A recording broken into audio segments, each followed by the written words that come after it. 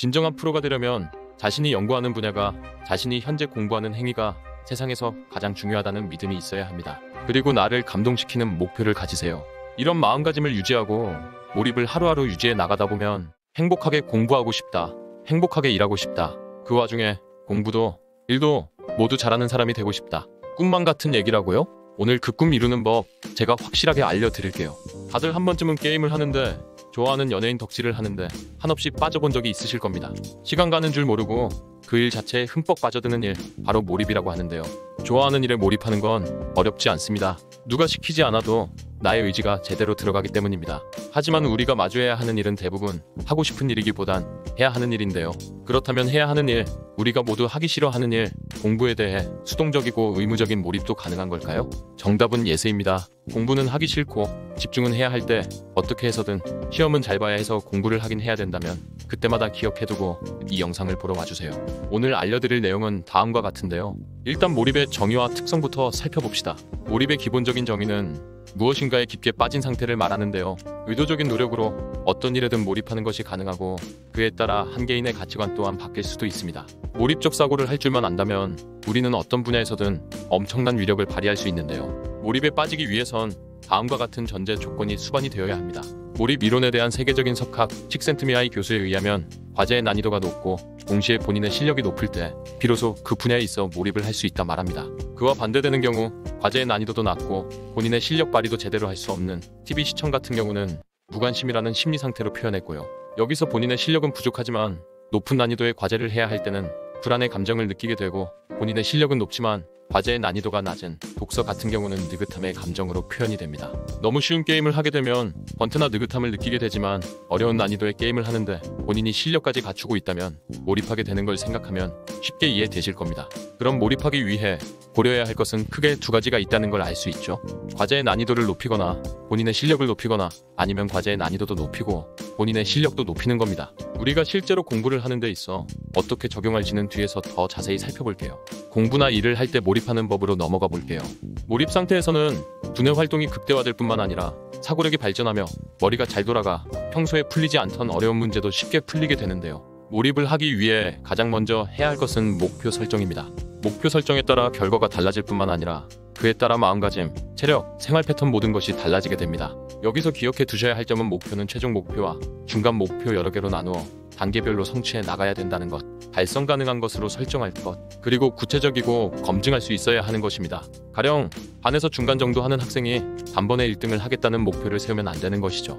처음에는 10등, 그 다음에는 5등, 그 다음에는 1등, 이런 식으로 순차적으로 가야 하고 그 중간에 반드시 중간 목표를 성취하는 긍정적인 경험과 피드백이 수반되어야 한다는 겁니다. 잘하면 좋아하게 된다는 말이 있는데요. 한번 성취하게 되면 그 분야가 좋아지든 성취하는 일이 좋아지든 좋아하는 마음이 생기기 때문입니다. 반면에 너무 높은 목표는 이 그래프에서 본인의 실력에 비해 높은 난이도에 해당하는 과제를 하는 꼴이 되고 걱정과 불안만 낳게 될 뿐입니다. 공부나 일에 본격적으로 몰입에 들어가기 위해선 어떻게 해야 할까요? 처음 10분은 자신이 해야 할 공부 또는 업무를 천천히 생각하는 단계로, 이는 뇌파가 알파파가 되도록 유도하는 것입니다. 알파파는 스트레스 받을 때나 일을 할 때 생기는 베타파와 달리 명상과 비슷한 상태, 조금 더 빨라지면 긴장이 풀려 있으면서 의식 집중이 이루어지는 상태, 주의 집중과 약간의 긴장이 이루어지는 상태를 말하는 것으로 몰입도가 천천히 조금씩 증가하는 효과를 보게 해줍니다.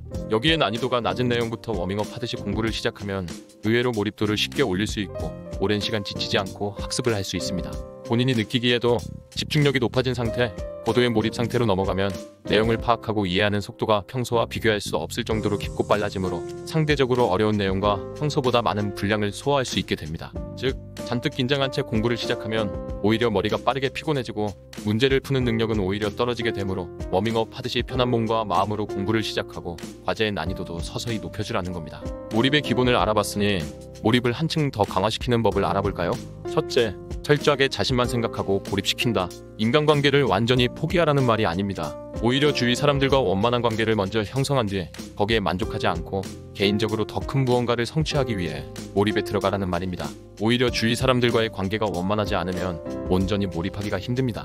주위로부터 괜찮은 사람이라고 평가를 받은 후에 오히려 몰입할 수 있는 자유가 주어집니다. 원만한 교우 관계에 있는 사람이 본격적으로 공부에 몰입하기 위해 걸어다니면서 밥을 먹으면서 화장실에 가면서도 공부에 흠뻑 빠져 있는 모습을 보여준다면 이 모습 자체를 친구로서 인정하고 존중해 줄 겁니다. 이 모습을 놀리거나 존중해 주지 않는 친구는 필요 없습니다. 이루고 싶은 것이 있다면 하나를 선택하고 나머지 것들을 다 버릴 줄도 알아야 합니다. 몰입은 곧 버림이라는 말도 있습니다. 둘째, 몰입은 신체적, 정신적 에너지를 많이 소비하는 행위이므로 무작정 들어가기에는 위험하다. 기본적인 체력이 반드시 밑바탕이 되어야 합니다.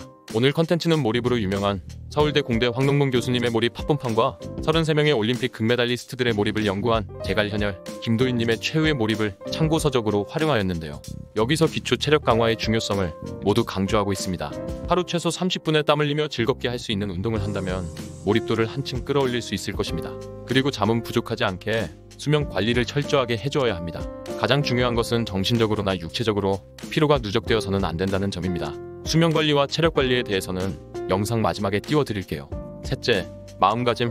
진정한 프로가 되려면 자신이 연구하는 분야가 자신이 현재 공부하는 행위가 세상에서 가장 중요하다는 믿음이 있어야 합니다. 그리고 나를 감동시키는 목표를 가지세요. 이런 마음가짐을 유지하고 몰입을 하루하루 유지해 나가다 보면 적어도 그 분야에 있어서는 최고가 되는 날이 올 것입니다. 몰입 외에도 시간을 밀도 있게 쓰는 시간관리법, 각종 공부 기술들을 추가로 만나보고 싶다면 구독과 가입 버튼 눌러주시고요. 최근에 멤버십 유지기간에 따른 추가 혜택이 대폭 업데이트되었으니 빠른 가입 후 지속적으로 누적되는 혜택들을 만나보세요. 오늘 알려드린 몰입법을 가슴에 새기고 계속 정진해 나가신다면 어느새 한 단계 성장한 존재로 거듭난 자신을 발견하게 되실 겁니다. 다음 시간에는 연수남이 생각하는 진로 선택의 정석에 대해 다루어 보겠습니다. 이제 곧 수능 성적표가 나오고 연말이라 미래의 진로에 대해 고민이 있으신 분들이 많으실 텐데요. 연수남이 생각하는 진로 결정의 현명한 선택 기준들을 명확하게 제시해 드릴 테니 기대되신다면 구독과 좋아요, 알림 전체 설정 맞춰주세요. 감사합니다. 당당.